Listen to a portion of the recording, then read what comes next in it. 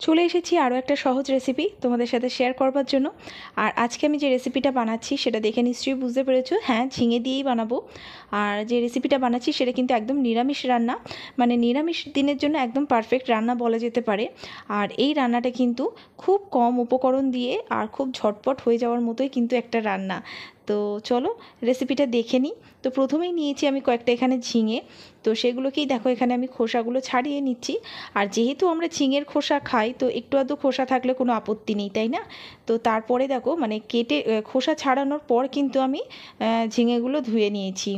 তো দেখো, আর এইভাবে কিন্তু প্রত্যেকটা ঝিঙে থেকে আমি ছোটো ছোটো টুকরো করে কেটে নিচ্ছি। তো মোটামুটি এখানে দেখো আমি সব ঝিঙেগুলোই কিন্তু কেটে নিয়েছি। তো এরপরে যাব মেন রান্নায়। তো প্রথমেই দেখো গ্যাসেতে একটা কড়াই বসিয়েছি আর যার মধ্যে দিয়ে দিয়েছি সামান্য একটু তেল। খুব বেশি তেল কিন্তু এই রান্নাতে লাগবে না।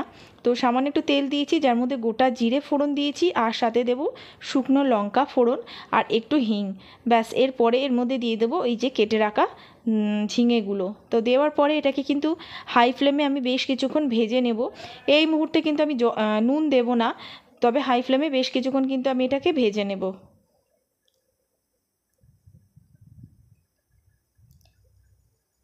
তো দেখতেই পাচ্ছ হাই ফ্লেমে বেশ কিছুক্ষণ ভেজে নিয়েছি। অল্প অল্প একটু জলও বেরিয়ে এসছে আর ঝিঙেটা কিন্তু বেশ ভাজা ভাজাও হয়ে গেছে।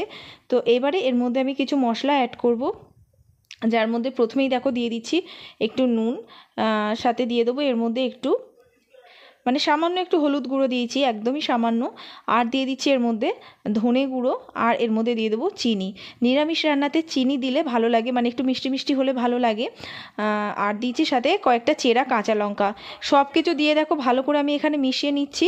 গ্যাসটা কিন্তু আমি এই মুহূর্তে হাই ফ্লেমেই রেখেছি। তো ভালো করে মিশিয়ে নেওয়ার পরে মানে মশলাটা কষাচ্ছি সবজির সাথে বলা যেতে পারে। তো বেশ কিছুক্ষণ কষিয়ে নেওয়ার পরে এর মধ্যে যাবে আরও একটা উপকরণ। তো এর মধ্যে আমি দিয়ে দেবো দুধ। তো এখানে আমি কাঁচা দুধই ইউজ করছি, তোমরা চাইলে ফুটিয়ে রাখা দুধও ইউজ করতে পারো। তো এখানে দেখো আমি বেশ কিছুটা কাঁচা দুধ ইউজ করলাম। দেওয়ার পরে দেখো এবারে ভালো করে কিন্তু আমি মিশিয়ে নেব ঝিঙের সাথে। তো নেওয়ার পরে এটাকে জাস্ট আমি ঢাকা দিয়ে একদম লোতে রেখে দেবো, যতক্ষণে ঝিঙেটা নরম হয়ে আসে, মানে রান্না না হয়। তো ততক্ষণ আমি একদম লোতে রেখে দিচ্ছি। তো দেখতেই পাচ্ছ যে বেশ কিছুক্ষণ ঢাকা ছিল। এর মাঝখানে আমি জাস্ট একবার খুলে একটু নেড়েচেড়ে দিয়েছি। আর এখানে দেখতেই পাচ্ছ ঝিঙেটা কিন্তু একদম নরম হয়ে এসেছে। তো একটু ভালো করে মিশিয়ে নিলাম। আর একদম লাস্টে এর মধ্যে দেব একটু ঘি। ব্যাস, রান্নাটা কিন্তু আমাদের এখানেই কমপ্লিট।